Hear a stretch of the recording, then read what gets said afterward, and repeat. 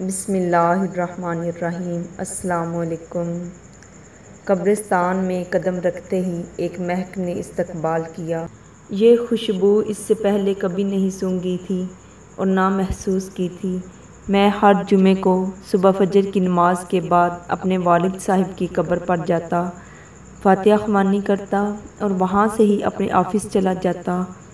ایک عرصہ ہو گیا تھا، مگر آج میں نے قبرستان میں ایک نئی خوشبو محسوس کی جو مجھے بے چین کر رہی تھی۔ یہ خوشبو کسی طرح سے بھی دنیاوی خوشبو نہیں لگ رہی تھی۔ بہرحال میں والد صاحب کی قبر پر پہنچا تو ان سے چند فاصلے پر ہی ایک نئی قبر بنی تھی۔ تازہ پھول اور چادر سے اندازہ لگانا مشکل نہیں تھا کہ یہ 2 یا 3 دن پہلے یہ قبر بنی ہے۔ والد صاحب کی قبر سے فارغ ہو کر جاتے ہوئے اس قبر پر فاتحہ خوانی کے لیے رک گیا۔ فاتحہ خوانی کے دوران محسوس کیا خوشبو اس قبر سے ہی آ رہی ہے۔ کنفرم کرنے کے لیے قبر کی مٹی مٹھی میں بھری تو ایک دم ٹھٹک گیا۔ قبر کی مٹی ٹھنڈی تھی جیسے نم ہو، جبکہ مٹی بالکل خشک تھی اور کمال حد تک ٹھنڈی تھی۔ بہرحال مٹی کو وہیں قبر پر پھینک دیا اور ہاتھ جھاڑنے کے بعد چل پڑا۔ بھائی کی دکان کھلی، پہلا گاہک آیا، اس کو سامان دیا تو اس نے کہا، زمان بھائی آج خوشبو تو بہت کمال کی لگائی ہے۔ خوشبو؟ کون سی خوشبو؟ تو اس نے کہا، زمان بھائی خوشبو آپ لگاتے ہو اور پوچھتے ہم سے ہو کون سی خوشبو؟ بہت بھلے مانس آدمی ہو آپ بھی زمان بھائی۔ یہ کہتے ہوئے وہ چل پڑا۔ میں نے جب اپنے ہاتھ کو سونگھا تو وہی خوشبو میرے ہاتھ سے آ رہی تھی۔ تمام دن میں اس خوشبو کو محسوس کرتا رہا۔ ہاتھ دھونے کے باوجود بھی میرا ہاتھ معطر رہا۔ اگلے دن ہفتے کو بھی میں نہ چاہتے ہوئے قبرستان چلا گیا۔ والد صاحب کی قبر پر فاتحہ خوانی کے بعد اس قبر پر فاتحہ خوانی کی۔ کس کی قبر ہے یہ؟ کون ہے جو اس قدر نیک ہے، جس کی قبر ٹھنڈی اور خوشبودار ہے؟ ایسا کون سا عمل کر دیا کہ اتنا بڑا انعام پا لیا؟ اس بات نے مجھے بے چین سا کر دیا۔ گورکن سے اس قبر کے متعلق پوچھا تو اس نے بتایا کہ ایک خاتون کی قبر ہے۔ یہ جان کر اور بھی حیرت ہوئی کہ عورت کو اس قدر شاندار مقام کیسے ملا۔ اگلے دن اتوار تھا۔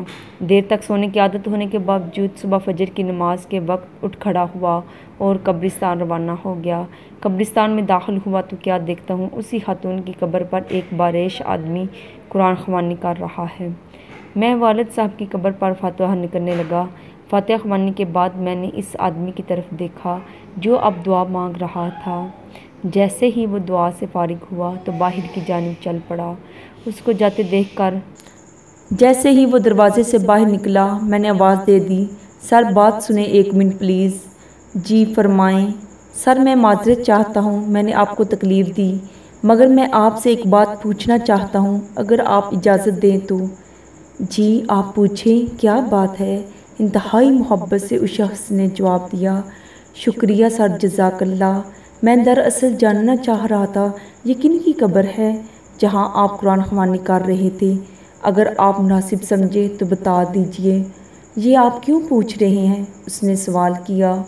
دراصل اس قبر سے آنے والی خوشبو نے مجھے بے چین کر دیا ہے۔ ایسی خوشبو میں نے آج تک محسوس نہیں کی۔ مجھے یہ دنیاوی خوشبو نہیں لگتی۔ میں جاننا چاہ رہا تھا کہ صاحب قبر نے ایسا کون سا عمل کیا کہ یہ مقام ملا کہ قبر ٹھنڈی اور خوشبودار ہو گئی۔ یہ سن کر اس شخص نے ٹھنڈی آہ بھری اور کہا، قبر ٹھنڈی اور خوشبودار کیوں نہ ہو، اس نے اللہ تعالیٰ کو راضی ہی ایسے کیا ہے۔ جی میں یہی جاننا چاہ رہا تھا کہ ایسا کون سا عمل ہے جس سے یہ سعادت نصیب ہوئی۔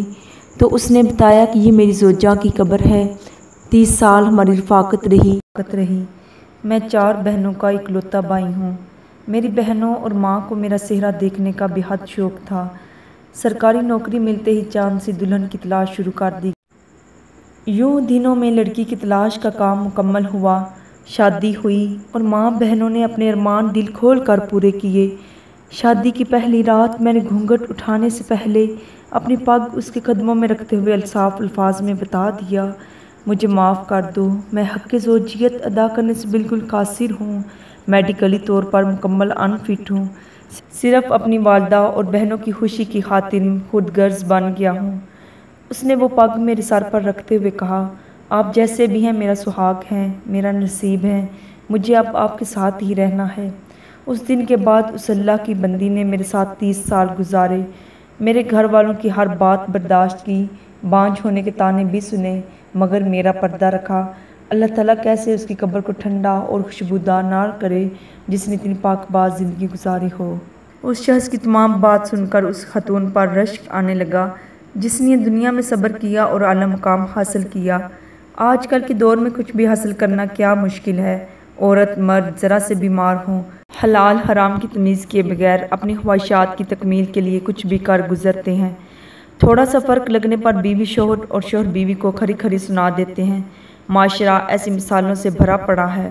صبر کا دامن ہم نے چھوڑ دیا ہے، سارا کچھ صرف دنیا میں ہی لینا چاہتے ہیں، آخرت کی کوئی امید نہیں رکھتے۔ اگر آپ کو میری ویڈیو پسند آئی ہے تو میرے چینل کو سبسکرائب کریں اور ویڈیو کو لائک اور شیئر کرنا مت بھولیے گا۔ ایک نئی ویڈیو کے ساتھ پھر دوبارہ ملیں گے انشاءاللہ۔ اللہ حافظ۔